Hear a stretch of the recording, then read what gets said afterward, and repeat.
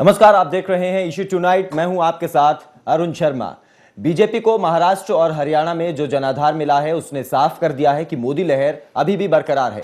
हरियाणा में जिस तरीके से मोदी रथ पर सवार होकर बीजेपी ने पूर्ण बहुमत पाया और कांग्रेस को तीसरे नंबर की पार्टी बना दिया, तो महाराष्ट्र में बीजेपी सबसे बड़ी पार्टी बनकर उभरी और कांग्रेस को चौथे नंबर की पार्टी बनाकर सुकून करना पड़ा। जिससे एक सवाल तो खड़ा हो गया है कि क्या मोदी अब देश के निर्विरोध नेता बन गए हैं या फिर अब विपक्ष के पास मोदी को टक्कर देने के लिए कोई चेहरा है ही नहीं। आज हम इसी मुद्दे पर चर्चा करेंगे और जानने की कोशिश करेंगे कि मोदी रथ पर सवार होकर भारतीय जनता पार्टी क्या लगातार आगे की ओर बढ़ रही है या फिर कुछ और ही कारक हैं कि भारतीय जनता पार्टी इस तरीके से लगातार हर चुनाव में कामयाब होती नजर आ रही है। मेरे साथ तमाम मेहमान स्टूडियो मौजूद हैं, मैं उनसे परिचय करा देता हूं आपका। Kuldeep Sharma political expert, Dinesh Gujral political expert, Satsingh हैं हमारे साथ, यंग जर्नलिस्ट हैं और काफ़ी काम संभाल रहे हैं, काफ़ी अच्छा काम कर भी रहे हैं पत्रकारिता के जगत में। नौरातामल भटनागर हैं हमारे साथ, राजनीतिक विश्लेषक, और डॉक्टर जोगेंद्र मोर जो कि हरियाणा की राजनीति को बेहद करीब से जानते हैं। आप सभी का स्वागत है हमारे इस खास कार्यक्रम में। कुलदीप जी, मैं सबसे पहले आपसे जानना चाहूँगा, नरेंद्र मोदी जी की जो हम पिछले दिनों लगातार जो चर्चा कर रहे हैं उसमें लहर की बात कई बार उठी भी कि लहर है नरेंद्र मोदी जी की, और जिस तरीके से चुनावों में वो कामयाबी भी हासिल करते जा रहे हैं, उन्हीं के रथ पर सवार होकर भारतीय जनता पार्टी आगे बढ़ रही है। क्या वाकई में ये एक बदलाव, और जिस तरीके से पिछले 60 साल की बात नरेंद्र मोदी करते रहे हैं, क्या उस बदलाव की ओर भारत का युवा और भारत की जनता और भारत का वोटर जा रहा है और जाना चाहता है? अरुण जी, हाल फिलहाल की स्थितियों को देखते हो तो ऐसा ही लगता है, क्योंकि जो एस्पिरेशनल इंडिया है उसको मोदी जी ने ऐसे सपने बेचे हैं जो उसको लगता है कि वो पूरे होंगे। और जिस तरीके से उनका ट्रैक रिकॉर्ड रहा है, गुजरात में हम देखें या फिर गुजरात के बाहर जो उन्होंने एक अप्रवासी भारतीय करके एक वो इन्वेस्टमेंट समिट चलाते थे, वो सब लोगों ने देखा है। उसके बाद जब से वो सत्ता में आए हैं, हम देखेंगे कि वो लगातार काम करते जा रहे हैं। एक उनकी छवि एक ऐसे लीडर की बनती जा रही है जो न सिर्फ इंडियन है बल्कि ग्लोबल लीडर के तौर पे वो उभर रहे हैं, और उनकी कदकाठी जो है वो कहीं ना कहीं ओबामा के सर पे जाने लगी है। देखिए, ये जो बदलाव की जो अभी मुहिम उन्होंने चलाई है, भारत के लिए बहुत अच्छी है। और अगर वो इसको कामयाब कर पाते हैं, जो सपने भारत का युवा देख रहा है, जो सपने हम लोग देख रहे हैं, अगर वो इनको सिद्ध कर पाते हैं, पूरे कर पाते हैं, तो मुझे लगता है भारत के लिए बहुत अच्छी स्थिति होगी। पिछले 4 महीने में जिस तरीके का ट्रैक रिकॉर्ड उनका रहा है, देखिए वो आए और उन्होंने आते ही जो है एक मेड इन इंडिया का नारा दिया, मेक इन इंडिया का नारा दिया। उसके बाद वो स्वच्छ भारत अभियान लेकर आए। देखिए, वो भारत को बहुत गहराई से जानते हैं और भारत की उन्हीं चीजों को वो टारगेट कर रहे हैं जो बुनियादी समस्या है। देखिए, सफाई हमारा एक बहुत बड़ा मुद्दा है, बहुत बड़ी समस्या है। हमारी मानसिकता ऐसी है कि हम अपने घर को तो साफ रखते हैं, लेकिन सार्वजनिक स्थलों को हम लोग एक उपयोग की वस्तु समझते हैं और कहीं भी जाके गंदगी फैला के चले आते हैं। तो एक मानसिकता पे उन्होंने हिट किया है। दूसरा, देखिए, वो बहुत अच्छे गुजराती हैं, बहुत अच्छे बिजनेसमैन भी हैं, क्योंकि गुजरातियों को माना जाता है कि they are business minded people. वो किस तरीके से लोगों का धन निकाल के लेके जन धन के नाम से योजना निकाली, कुल मिलाकर माना जाए तो लोगों के दिलों को छूने की उनमें वो बात है कि वो लोगों के दिलों तक जाते हैं। है। और एक तरीके से मैं कहूंगा कि आज इंडिया को लगता है एक किस्म के रॉबिन हुड स्पिरिट के तौर पे वो निकल के आ रहे हैं। अच्छा, बिल्कुल ऐसा वो कुछ करें। लोकसभा चुनाव के बाद ऐसा कहा जा रहा था कि नरेंद्र मोदी की जो लहर है वो सिर्फ केंद्रीय राजनीति में तो है ही, लेकिन जो राज्यों के जो विधानसभा चुनाव जो होते हैं उनमें कुछ स्थानीय मुद्दे होते हैं, उनमें चेहरा देखा जाता है और लोकल नेताओं के बीच में आपसी टक्कर होती है, उसमें ये बात देखने को नहीं मिलेगी। क्या हरियाणा और महाराष्ट्र में आपने वही स्थिति देखी जो लोकसभा 2014 में हमने देखी?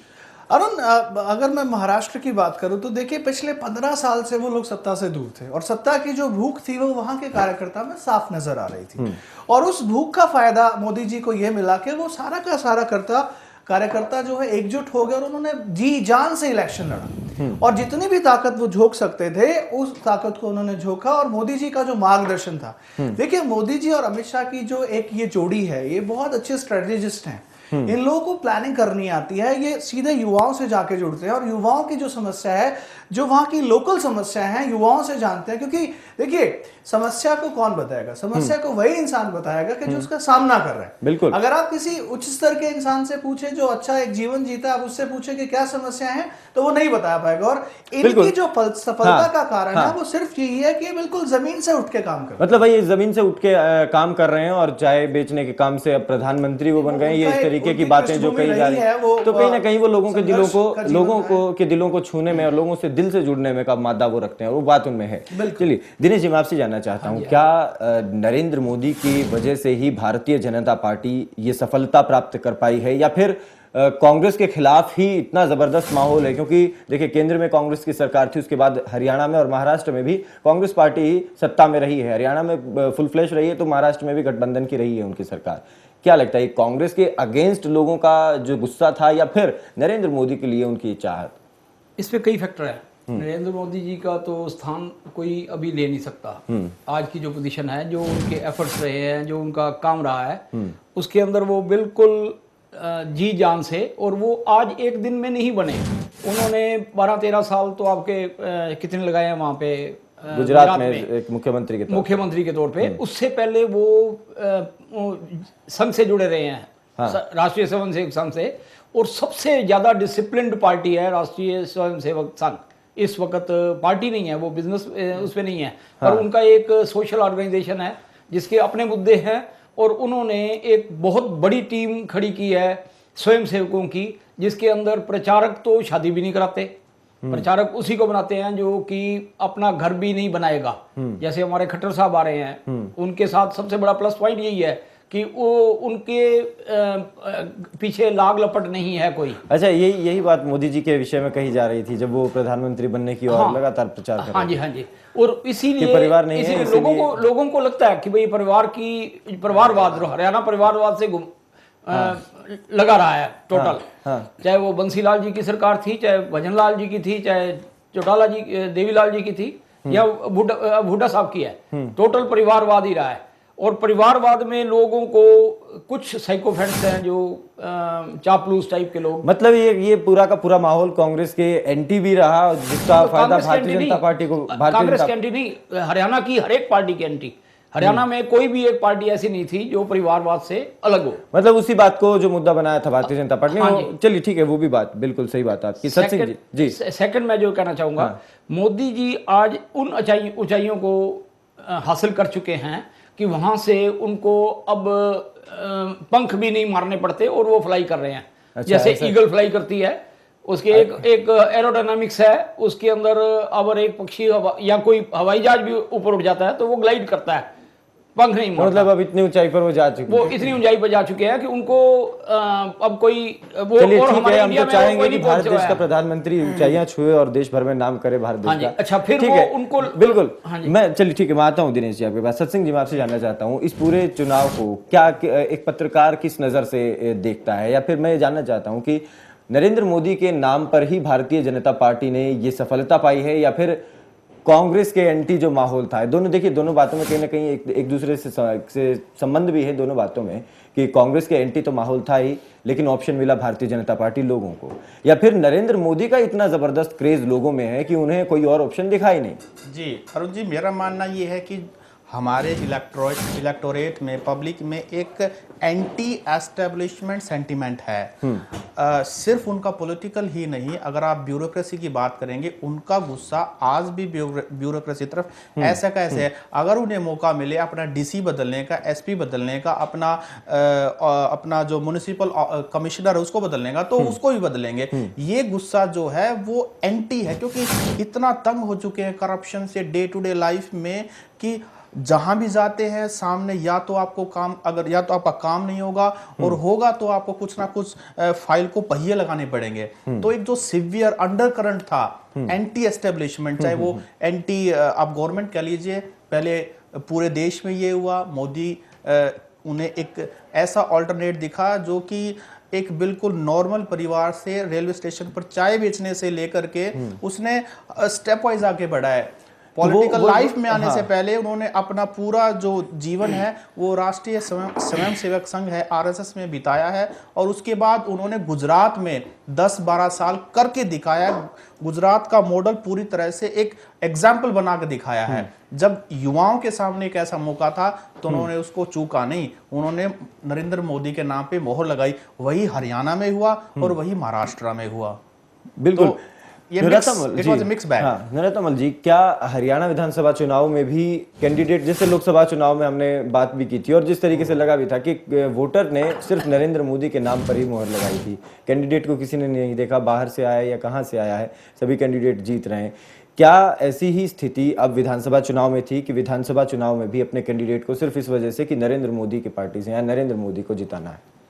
इस समय नरेंद्र मोदी जी पूरे देश के लिए, पूरे प्रदेश के लिए मतलब एक डेवलपमेंट का आइकॉन बनते जा रहे हैं। हर व्यक्ति, चाहे वो नौजवान है, चाहे बुजुर्ग है, चाहे मिडिल एज में है, हर आदमी चाहता है कि देश की तरक्की हो, मेरे प्रदेश की तरक्की हो, मेरे जिले की तरक्की हो, मेरे तालुका की तरक्की हो। मतलब ऊपर से नीचे तक हर आदमी इस टाइम डेवलपमेंट की बात कर रहा है। जबकि दूसरी पार्टियां जैसे कांग्रेस रही हरियाणा के अंदर, वो डेवलपमेंट की बात रही, वो डेवलपमेंट बोलते रहे, डेवलपमेंट हुआ भी पिछले 10 साल में, लेकिन उस डेवलपमेंट को वो नीचे वाली जो सीढ़ी थी वहां तक नहीं पहुंचा पाए और ना ही उनको बता पाए कि हम आपके लिए ये प्रोग्राम कर रहे हैं, आपका ये विकास होगा। नरेंद्र मोदी जी का सबसे बड़ा जो मेन रोल है वो संवाद स्थापित करते हैं जनरल पब्लिक के साथ। रैली में भी आते हैं, लाखों की तादाद में पब्लिक होती है, लेकिन उसके बावजूद भी वो कुछ ना कुछ उस रैली के अंदर इस तरह का कार्यकलाप करते हैं कि लोगों को लगने लगता है कि नरेंद्र मोदी जी, बिल्कुल ये सभी बातें हैं, ये सभी बातें, मैं इसका प्रभाव जानने की कोशिश कर रहा हूँ कि क्या चुनाव में भी इसका प्रभाव रहा और मतदाता ने वही बात सोचकर या उसी बात से प्रभावित होकर के अपना मत डाला? क्योंकि मतदाता ने, जब भी हम आपस में इंटरेक्शन करते हैं तो जब जिस भी व्यक्ति से इंटरेक्शन किया जाएगा तो उस व्यक्ति का प्रभाव हमारे व्यक्तित्व पर, हमारी सोच पर पड़ेगा। और वो जो सम्मोहन उन रैलियों में और उसमें जनता के अंदर दिखा, उसका प्रभाव वोट की तब्दीली में होकर वो जनता ने उनकी पार्टी को जिताया, ना कि नेताओं को जिताया है। हाँ। किसी भी नेता को अगर ये कोई गलतफहमी है पूरे हरियाणा के अंदर या महाराष्ट्र के अंदर कि वो अपने दम पर चुनाव जीत कर आ गया है, वो सिर्फ चुनाव जीत कर आया है तो नरेंद्र मोदी जी के दम पर जीत कर आया है। जनता ने नरेंद्र मोदी जी की एक्सेप्टेबिलिटी करी है, ना कि उन नेताओं की। बिल्कुल, वो नेता कई बार हार चुके थे, उसके बावजूद उनको जिताया, तो वो एक्सेप्टेबिलिटी थी नरेंद्र मोदी जी की। क्या ये और बात लोग वैसे वैसे ही चाहते हैं उनसे? क्या ये यही बात, क्या इसे आप इत्तेफाक रखते हैं कि नरेंद्र मोदी के नाम पर ही, क्योंकि 4 से 47 तक ले जाना देखिए सीधे ही एक अरुण जी, महाराष्ट्र का जो हम आकलन पैनलिस्ट लोग करते हैं वो समाचार पत्रों के माध्यम से या और चीज़ों से, हमारा महाराष्ट्र से बहुत ज़्यादा सा टच नहीं है, हमारा वहाँ पे होमवर्क नहीं है। हरियाणा के बारे में हम बहुत आधिकारिक दृष्टि से बातें कह सकते हैं। बिल्कुल, हरियाणा के अगर हम चुनाव को देखें, इसमें नो डाउट या एक मतलब बड़ी सी बात चर्चा चली हुई है कि एक लहर है। आजकल राजनीति में शब्दों को बड़ा छोटा सा कर दिया जाता है, शब्दों को इस ढंग से प्रयोग किया जाता है कि शब्द का जो व्याख्या होती है तो बड़ी होती है, लेकिन उस शब्द को मैं कहता हूं कि लहर शब्द नहीं होना चाहिए, प्रभाव शब्द होना चाहिए। हरियाणा प्रदेश में 1987 के अंदर चुनाव हुए और भारतीय जनता पार्टी और जनता दल, जो जनता पार्टी थी चौधरी देवलाल जी के नेतृत्व में साझा चुनाव लड़े और 83 सीटें आई। इसे कहते हैं लहर। लोकसभा में मतलब ये कयास लगाया जा रही थी, ये चीज सोची जा रही थी कि कहीं ना कहीं एनडीए गठबंधन है जो वो वहां तक पहुंच जाए, सत्ता तक पहुंच जाए, और 284 अकेली भारतीय जनता पार्टी का, इसे कहते हैं लहर। अब यहाँ पे आप देखिए, परिस्थिति देखिए, जब किसी नेता की लहर चलेगी, जिसको लहर कहते हैं, प्रभाव एक अलग बात है, प्रभाव तो प्रधानमंत्री है, वो देश के प्रधानमंत्री है, केंद्र में भारतीय जनता पार्टी की सरकार है, तो लहर जिस बात को कहेंगे हम, लहर की बात नहीं। अब आप हरियाणा की स्थिति देखिए, हरियाणा की आप स्थिति देखेंगे कि रोहतक, जो पुराना रोहतक है, देशवाड़ी बेल्ट में आप देखिए पोजीशन क्या हुई है। देशवाड़ी बेल्ट पूरा का पूरा भूपेंद्र हुड्डा जी के साथ चला गया है। 14 सीटों में से 10 मतलब भूपेंद्र हुड्डा को दी है। बागड़ी बेल्ट में पूरी की पूरी सिरसा की सारी सीटें ओम प्रकाश चौटाला को चली गई हैं, और जहां जहां जाट बाहुल्य मतदाता था वहां चौटाला को चले गया, भूपेंद्र हुड्डा के पक्ष में मतदान हो गया। और पूरा का पूरा नॉन जाट का आप देखिए, पूरे जीटी रोड की बेल्ट देखिए आप, पूरा उत्तर हरियाणा, पूरा दक्षिण हरियाणा, पूरा दक्षिण हरियाणा। उसमें अगर नरेंद्र मोदी के लहर की बात होती तो लहर बिल्कुल समान चलेगी। लहर के अंदर क्षेत्रवाद की, जातिवाद की, वो चीजें बिल्कुल गौण हो जाएंगी, लेकिन ये चीजें हमें दिखाई दी। फिर दूसरी बात, अब अच्छा, भारतीय जनता पार्टी 4 से 47 पर आती है, इसके पीछे फिर क्या कारक आप इसके पीछे आप देखिए कि भारतीय जनता पार्टी का 4 से 47 पे आना, लोग तो ये मानते हैं कि ओम प्रकाश चौटाला का जेल से बाहर आना इन लोगों के फायदा हुआ। मैं ये मानता हूं वो एक बड़ा नुकसान हुआ, और कहीं ना कहीं 15 साल से इस प्रदेश में जाट मुख्यमंत्री है। एक विशेष कास्ट का मुख्यमंत्री है, भले ही हम जाति की कभी बात नहीं करते, जाति से कोई वो नहीं है, लेकिन फिर भी कहीं ना कहीं जब वोट ट्रेवल करती हैं तो उस साइंस में हमें जाना पड़ता है, उस विज्ञान में हमें जाना पड़ता है, उस तथ्य की हमें बात करनी पड़ती है। ये भारतीय लोकतंत्र की मजबूरी है। बिल्कुल, ये है, ये बात कही जाती है। 4 से 47 भारतीय जनता पार्टी को अपने बहुमत से 2 ही सीटें तो ज्यादा मिली, 1 सीटें तो ज्यादा मिली है। इसको नो डाउट हम प्रभाव को नहीं नकार सकते, आज नरेंद्र मोदी के ओरा को नहीं नकार सकते, नरेंद्र मोदी जी के व्यक्तित्व को नहीं नकार सकते, वो देश के प्रधानमंत्री इस बात को नहीं नकार सकते, वो अपनी पार्टी के प्रधानमंत्री भी है और संगठन में भी मजबूत स्थिति रखते हैं, इस बात को नहीं नकार सकते। तो फिर इसका मतलब सिर्फ ये माना जाए कि नरेंद्र मोदी जी का लहरों की बात लहर उसे कहते हैं भारतीय जनता पार्टी की ऐसी स्थिति होती भारतीय जनता पार्टी के विरुद्ध। देखो नकारात्मक तो कुछ नहीं था, भारतीय जनता पार्टी की लहर, मैं उस बात को मानता कि ये बाहर से नेता ना लाते, बाहर से ट्रेवल करा करा के नेता ना लाते और अपने कार्यकर्ताओं के दम पे बिल्कुल ये कह के चुनाव लड़ते, जब मैं ये मानता कि लहर की बात, बिल्कुल सही बात आपकी। लेकिन क्या ये माना जाए कि फिर वो अगर लहर नहीं थी तो भारतीय जनता पार्टी ने अपने आप को स्ट्रोंग किया, तो किस तरीके से किया और किस तरीके से उस स्थिति कराई, उसके अंदर बहुत से कारण है, एक कारण नहीं है उसके देखो पहले नरेंद्र मोदी जी की अगर पर्सनालिटी देखेंगे, मैनेजमेंट देखेंगे तो नरेंद्र मोदी जी गुजरात के मुख्यमंत्री रहे, भारतीय जनता पार्टी में शिवराज चौहान भी हैं, मोहन पारिकर भी हैं, वो उनके 10 गुना और तक नहीं पहुंच पाए। डॉक्टर रमन सिंह है, उन्होंने भी तो अपने स्टेट में सरकारें चलाई है और किसी भी ढंग से अगर मतलब वहां के संसाधनों को, वहां की स्थिति को देखेंगे तो हम उस स्थिति को कमजोर नहीं आ सकते। लेकिन अपनी जो मार्केटिंग है, अपने व्यक्तित्व को ऊपर बढ़ाने की जो शुरुआत से मैनेजमेंट है, उस मैनेजमेंट के नरेंद्र मोदी जी बहुत बेहतरीन खिलाड़ी है। इस बात मतलब आपने अपने आप को और अपनी बातों को और कामों को प्रोजेक्शन कैसे करने में बिल्कुल ठीक है। कुलदीप, हाँ कुलदीप, क्या लगता है आपको जो जोगिंदर बात कह रहे हैं, क्या कुछ ऐसी बात सहमत है क्या आप इस बात से? डॉक्टर साहब की बात से पूर्ण रूप से सहमत नहीं हूँ, क्योंकि मेरा भी ऐसा मानना था कि पूर्णकालिक नहर नहीं है जो हम बात करते आ रहे हैं। देखिए परिप्रेक्ष्य क्या हुआ है हरियाणा की राजनीति का कि 4 से 47 पे आना मैं बहुत बड़ी बात मानता हूँ। उसमें कांग्रेस के नेता टूट के आए, जाट गैर जाट का मुद्दा दिया या जो भी कुछ था, उसमें मोदी जी की मैं कहूंगा 4 से 47 को लहर ही कहेंगे किस्म से, उसको नकारा नहीं जा सकता। आप कहते हैं कि जो लोग दल बदलू, दल छोड़ के आए, वो टिकट लेके गए, वो जीत के आए, देखिए जनता सब देखती है, वो जनता वो देख रही है कि हमारा सेंटर में लीडर कौन है। और ये हम सभी जानते हैं कि प्रदेश की राजनीति और केंद्र की साथ साथ चलती है, आज तक अभी भी ऐसा हुआ है।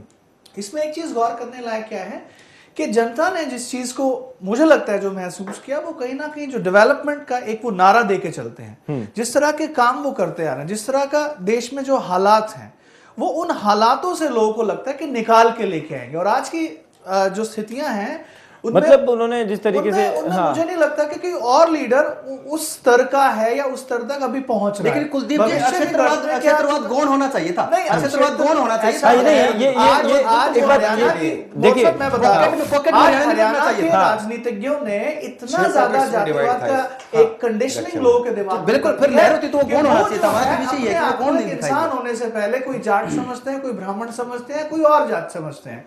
तो ये जिस तरह की, और इसको पैदा किसने किया है, मेरा ये सवाल भी है कि पैदा किसने किया? ये इन्हीं पॉलिटिशियंस ने किया है अपने वोट बैंक को इंटैक्ट करने के लिए, सत्ता तक पहुंचने के लिए लोगों के मन में। आज हरियाणा जिस स्थिति में है, उससे हरियाणा 100 गुना अच्छी स्थिति में आ सकता था, क्योंकि वी कम अंडर एनसीआर। हमारे पास गुड़गांव जैसा शहर है जो आईटी के मामले में देश में पहले दूसरे नंबर पे आता है। तो इन सभी मुद्दों को अगर हम ध्यान से देखेंगे तो ये पॉलिटिशियंस का दोष है। ये जो बात आप कह रहे हैं कि कुलदीप, बिल्कुल ये जो आपने बात कही कि लहर को नकार नहीं सकते, बिल्कुल 4 से 47 पर आना बहुत बड़ी बात है, वाकई में अपने आप में बहुत बड़ी बात है, जिस पार्टी का कोई जनाधार नहीं था। लेकिन जो बात जोगेंद्र कह रहे हैं कि दिल्ली में अगर नहीं, बिल्कुल वो तो लहर में ही, बिल्कुल उनकी तो लहर जिस तरीके से बनी थी, ठीक है। मैं ये जानता हूँ कि अलग अलग क्षेत्र में, बिल्कुल जी, अलग अलग क्षेत्र में क्यों इस तरीके से, देखिए जाट बहुल क्षेत्र बढ़ गया और नॉन जाट एक तरफ आ गया। के लिए चारा तैयार था उनको, वो जी मैं आ रहा हूँ दिनेश जी, मैं आ रहा हूँ भाई साहब। देखिए एक पुरानी फिल्म के एक मैं नौराता मल जी, मैं आपके पास आ रहा हूँ, चलिए। हाँ जरूर। मोदी जी अपना व्यक्तित्व आज के समय हिंदुस्तान में उस तरह का प्रकट कर रहे हैं जिस तरह से एक पुरानी फिल्म का गाना है, हम लाए हैं तूफान से किश्ती निकाल के, इस देश को रखना मेरे बच्चों संभाल के। तो बच्चों को आगे कर वो कह रहे हैं कि भाई तुम्हारे लिए विकास और तुम्हारी ग्रोथ करने के लिए मैं वहां से यहाँ तक आया हूँ और तुम्हारे को आगे मतलब बढ़ाऊंगा। ये चीजें ये चीज जनता जो के है, मन पर बिल्कुल इफेक्ट जनता के डालती मन पर है। इफेक्ट अब डालती है। देखिए आज हम लोग जो है यंगेस्ट जो है पॉपुलेशन के मामले में यंगेस्ट पॉपुलेशन हाँ, पूरे वर्ल्ड में सबसे ज्यादा। उस चीज को हम लोग नकार नहीं सकते। देखिए आपने जो बात कही कि रीजनलिज्म की बात करी कि एक क्षेत्र से जो है कुछ मतलब समुदाय विशेष जाति के लोग विशेष जीत जाति गए। विशेष देखिए, आधार। ये जाति जो है और मुझे क्षेत्र भी लगता है इसमें दोनों दो चीजें। कारण है। हाँ। इसमें दो कारण देखिए, एक तो एक किसी भी पॉलिटिकल पार्टी का एक रूट जो होता है, एक काडर होता है कि वो सिर्फ उसी को वोट करता है। जहां पे आईएनएलडी जीत के आई है, हम ये ना भूलें कि वहां पे भी बीजेपी ने सेंधमारी की है। और आईएनएलडी का जो सिरसा की जो आपने बात करी, वहां पे वो कभी से रहे हैं। चौधरी देवीलाल के नाम पे वो उसकी लेगेसी को भुनाते आए हैं और वही वजह रही कि जहां पे उनका काडर बहुत स्ट्रांग था, जहां पे अच्छा, एक जहां चीज- पे मार खाई है लेकिन ज्यादा सीटें। अरुण जी का जो सवाल था वो ये था कि ज्यादा सीटें क्यों जीत के। अब देखिए अगर हम लोग रोहतक के सोनीपत झज्जर की बात करें तो मुख्यमंत्री, जो पूर्व मुख्यमंत्री मैं कह सकता हूं, उन्होंने एक इमोशनल गेम खेला। उन्होंने लोगों को कहा कि चौधर हमारे यहाँ पे रहनी चाहिए और इस तरीके से उन्होंने उन लोगों को कहीं ना कहीं मैं कहूंगा मूर्ख बनाने का प्रयास किया, जो वास्तव में अपनी सोच विचार की ताकत से वो उसको नहीं समझ पाए। और कहीं ना कहीं ये जो क्षेत्रवाद के जो आरोप लगे, वो ये जो सीटें ये लोग जीत के आए, उसके पीछे कारण सिर्फ यही था। वरना आप देखिए इन दो जगहों को छोड़ दीजिए, बाकी काफी सारी जगहों पर बीजेपी सीटें लेके आई है। तो नहीं, ये एक मानसिकता का चलिए एक ठीक है, द्योतक हाँ, मुझे जो लगता ठीक है। दिनेश जी, हाँ जी, आप जो ये बातें अभी की जाए, जोगिंद्र जो बात कह रहे थे कि हरियाणा में जिस तरीके से अलग अलग क्षेत्र में देखिए लहर होती तो हर क्षेत्र में ना कोई जाति देखती, ना कोई समुदाय देखती, लेकिन यहाँ पर वो लहर समुदाय देखकर और जाति देखकर ही कहीं कहीं फैली। वोट एक पेरेनियल फसल है। हाँ, उसको कोई तो चर के खा रहा है और कोई बड़े करीने से तैयार फसल को काट के ले गया। अच्छा, मोदी जी तैयार फसल को काट के अपने वोट बैंक में ले गए हैं। अच्छा, वो फसल तैयार किसने की होगी? नहीं, वो अपने आप होती है। अच्छा। पेरेनियल फसल है, अच्छा। वो अपने आप तैयार होती है। 5 साल बाद वोट होने हैं, हर 5 साल बाद होने हैं। हाँ। तो ये तो जो यहाँ के पॉलिटिशियन थे वो उस चारे को खाते रहे। उन्होंने उस चारे को प्रॉपर तरीके से डेवलप नहीं किया, डेवलप होने नहीं दिया।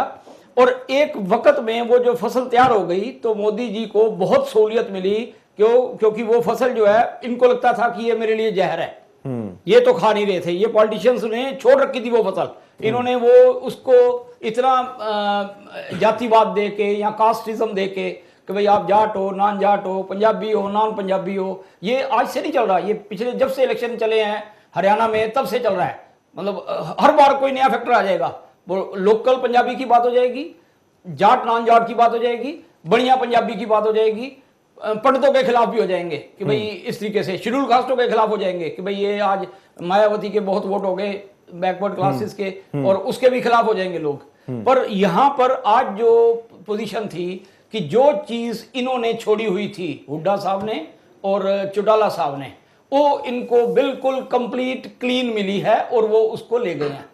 जो इन दोनों ही पार्टियों से नाराज थे वो सारा वोटर मोदी साहब ले गए। वो ले गए आराम से। ये जाते नहीं थे वहां पे। सत्सिंग क्या ये कितना सहमत आप इस बात, क्या इस बात पर जी बिल्कुल सही बात है। शायद हमारे जो पॉलिटिशियन है हरियाणा के, अगर ट्रेडिशनल पॉलिटिक्स देखें हमारे हरियाणा की, कांग्रेस या इंडियन नेशनल लोकदल ने राज किया है अब तक, चाहे वो देवीलाल के रूप में जनता दल या जो भी जिस भी रूप में राज किया है, चौटाला परिवार ने राज किया है या फिर कांग्रेस ने राज किया है। लेकिन शायद हमारे पॉलिटिशियन चाहे कांग्रेस के हों या इंडियन नेशनल लोकदल के हों, भूल गए कि अब जनरेशन बदल गई है। अब स्कूलों में हर किसी को एडवांस टेक्नोलॉजी चाहिए, उन्हें अच्छे रोड चाहिए, उन्हें बेटर फैसिलिटी चाहिए, उन्हें जॉब भी चाहिए।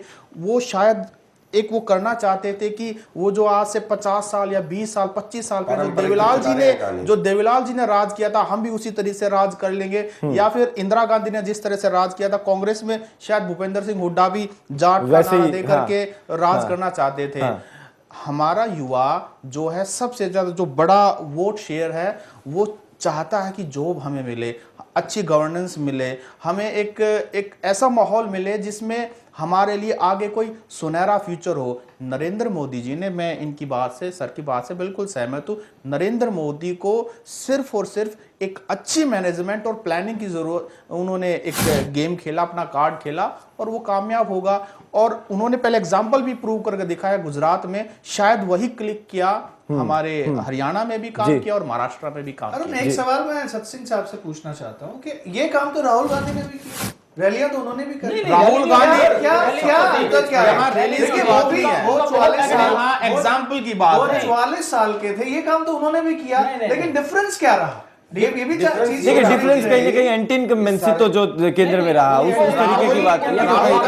राहुल गांधी जो है, उस तरह का नहीं है, राहुल गांधी की मेरिट सिर्फ यही थी, सोनिया गांधी और प्रधान, ये चीज से प्रधानमंत्री राजीव गांधी के बेटे थे। नहीं कि कांग्रेस का एक काडर है, बहुत सबसे पुरानी पार्टी है और परंपरागत भूगत है, लेकिन क्या सिर्फ और सिर्फ ये कहें कि पकी पकाई फसल थी? हाँ, बिल्कुल, बिल्कुल। नहीं, मुझे नहीं लगता ये चीज सही है। देखिए एक चीज तो हो सकती है जो कहीं तक डेवलप किया है, इसका जवाब मैं कहीं ना दूंगा। कहीं वो हाँ वो चलिए वो जवाब दे रहे हैं, बड़े उत्तेजित हैं जवाब देने के लिए। मैं बता रहा हूं आपको जी जरूर। कि 5 साल तक आप अंबाला की डेवलपमेंट नहीं करते, जींद की डेवलपमेंट नहीं करते, आप करनाल की डेवलपमेंट नहीं करते, सारे लोग नाराज हैं कि भाई ये तो सारा डेवलपमेंट रोहतक में हो रही है। उनका टाइम आता है तो सारी डेवलपमेंट हिसार में होती है। नहीं ये भी तो एक बड़ी बात है।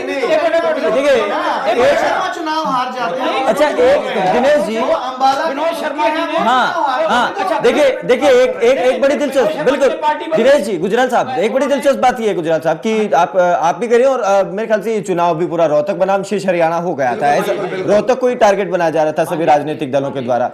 फिर रोहतक में ही क्यों हारा है कांग्रेस पार्टी ने अपना, ये क्यों ये सीट हारी, क्या इसके पीछे किस तरीके से हम मान ये सीट ऐसे ऐसा कि इसमें डेवलपमेंट तो थी टोटल बाय दीपेंद्र हुड्डा।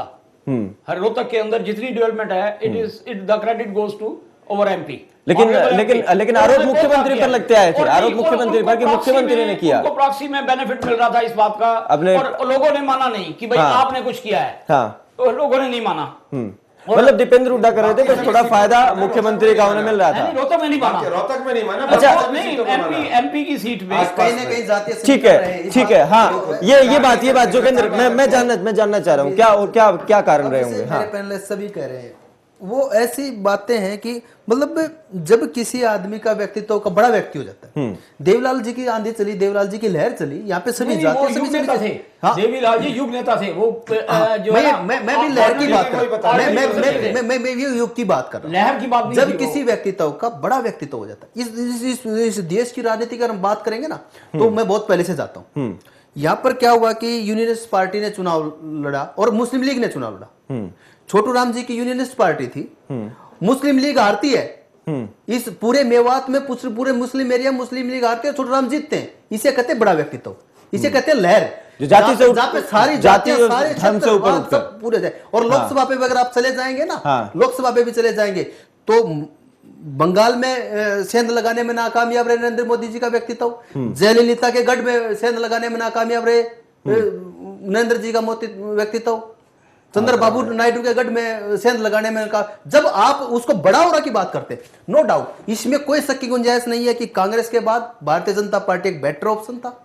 और पूरा अगर भारतीय राजनीति को आप देखेंगे तो कहीं ना कहीं जिस स्थितियां हुई, जिस ढंग से सारे सब मतलब जो भी मतलब इसके ये माना जा सकता है कि भारतीय कांग्रेस की सरकार के बाद अब लोगों के पास एक ऑप्शन था, तो Bharatiya Janata party after mister Modi, after mister Modi, not before Modi साहब से पहले की जो भारतीय जनता पार्टी है वो ऑप्शन नहीं थी। लेकिन मतलब वो तो एक ऐसी स्थिति है। अब ये ऐसा वेग नौरातमल जी, मैं आपके पास आ रहा हूँ। नौरातमल जी, मैं आपके पास ये भी बात में जो आप बड़ी सही बात कह रहे हैं, ये तो ऐसी स्थिति में चली गई कि अब ना तो उस एक्सपेरिमेंट को करके देखा जा सकता कि और किसी के नेतृत्व में चुनाव लड़ते तो भारतीय जनता पार्टी की क्या स्थिति होती। तो ये ऐसी स्थितियां हैं। लेकिन मैं बड़े और बड़े व्यक्तित्वों की बात करता हूं, जहां पे धर्म, संप्रदाय, क्षेत्रवाद, भाषावाद किसी एक व्यक्ति के नीचे खत्म हो जाता है, उसे तो कहते हैं बहुत बड़ा व्यक्तित्व, बिल्कुल। अब इसमें मैं नरेंद्र मोदी जी के प्रभाव को, नरेंद्र मोदी जी के मैनेजमेंट को, इन चीजों को नहीं नकार रहा हूं। महाराष्ट्र के अंदर अपने बलबूते पे सरकार नहीं आई है। आप लहर देके आप भारतीय जनता पार्टी राजनीति करे, भारतीय जनता पार्टी नरेंद्र मोदी जी की मार्केटिंग करे, उनको कितना ही बड़ा व्यक्तित्व बनाए, लेकिन हम जो देश के सामने आज संप्रदाय की, भाषा की, जाति की और क्षेत्रवाद की जो समस्याएं हैं, उन्हें हमें सोचना पड़ेगा। और हम इसी पर ही बिल्कुल बिल्कुल हम उन चीजों को, हमें उन चीजों, अगर आज उन चीजों को हम नकार के चलते, अच्छा यही बात तो कहीं ना हम कहीं भारतीय लोकतंत्र के साथ बड़ी बेईमानी करते हैं। मुझे आंखें मूंद रहे हैं। बिल्कुल जोगिंदर, क्योंकि जो हम आपने बात कही थी जो पहले कि जिस तरीके से वोट शेयर बिल्कुल, हुआ है, बिल्कुल, जिस तरीके से वो जातिगत आधार पर ही कहीं ना कहीं जाता हुआ दिखाई दे रहा है। देखिए जिस डेरा सच्चा सौदा ने अपना समर्थन भी दिया, लेकिन वो पूरी बेल्ट जहां पर उनका प्रभाव ज्यादा रहता है, वो लगभग इंडियन नेशनल लोकदल को भी उसका फायदा मिला है, वो उनके पास भी गया है। देखिए वहां पे ना वोट परसेंटेज तो बढ़ा है, हाँ, वोट परसेंटेज बढ़ा है, और बहुत सी सीटें है ना, आप देखेंगे भारतीय जनता पार्टी की इस सेगमेंट में पूरी मतलब डेरा सच्चा सौदा का जो जींद के नरवाना में और नारनौंद में जो इस एरिया में प्रभाव है ना, अगर डेरा सच्चा सौदा का समर्थन ना होता तो जो भारतीय जनता पार्टी के 4-4, 5-5 हजार, 2-2, 3-3 हजार वोटों से जीत के आए ना, उनकी स्थितियां अलग हो सकती थी। अब आप देखो, अब कहीं आप इंद्रजीत को आगे करते हैं अहिरवाल में, कहीं आप बांगर में वीरेंद्र सिंह को आगे करते हैं, और फिर आप मतलब सारे के सारे गेम करने के बाद जातिगत आधार फिर उस व्यक्ति का एक ओरा बना के, और जो सही क्वेश्चन है, जो सही पर्सन है, उन पर्सनों से हम आज अगर हम भारतीय लोकतंत्र की सोच परंपरा में हम उनसे आंखें मूंद लेते हैं, तो हम उन सवालों का जवाब नहीं ढूंढ पाएंगे, और आने वाली जनरेशन को उनके जवाब चाहिए। जो जोगिंदर कह रहे हैं, मैं आ रहा हूँ गुजराल से, आ रहा हूँ, जो जोगिंदर मोर कह रहे हैं, कितना सहमत आप इस बात से कि वाकई में जातिगत आधार पर ही मतदान? तो देखिए हरियाणा में तो ये बात कही जाती है खासतौर पर कि अगर मतदाता जिस दिन किसी को भी ठान लेता है वोट देने की, जब वो बटन दबा रहा होता है, उस वक्त ख्याल उसके मन में उसकी जाति का जरूर आता है कि जो कैंडिडेट है जिसे वोट देने जा रहा है वो किस जाति का है। इसी आधार ठीक कह रहे हैं कि नरेंद्र मोदी जी का व्यक्तित्व या उनकी मैनेजमेंट, जो उनके व्यक्तित्व को नहीं नकार रहे, उनके व्यक्तित्व को नहीं नकारते, लेकिन उनके जो मैनेजमेंट करते हैं अमित शाह जी, वो सारा ये जातीय समीकरण, धार्मिक संप्रदाय, बाबा, आज से पहले भारतीय जनता पार्टी को पूरे हरियाणा के अंदर या कहीं भी बाबाओं के सामने नतमस्तक होने की जरूरत नहीं पड़ी, लेकिन इस चुनाव में पड़ी ना। नहीं पूरे के पहले तो 40 से 50 को लेके गए, इससे पहले तो 40 से 50 विधायक को लेके गए,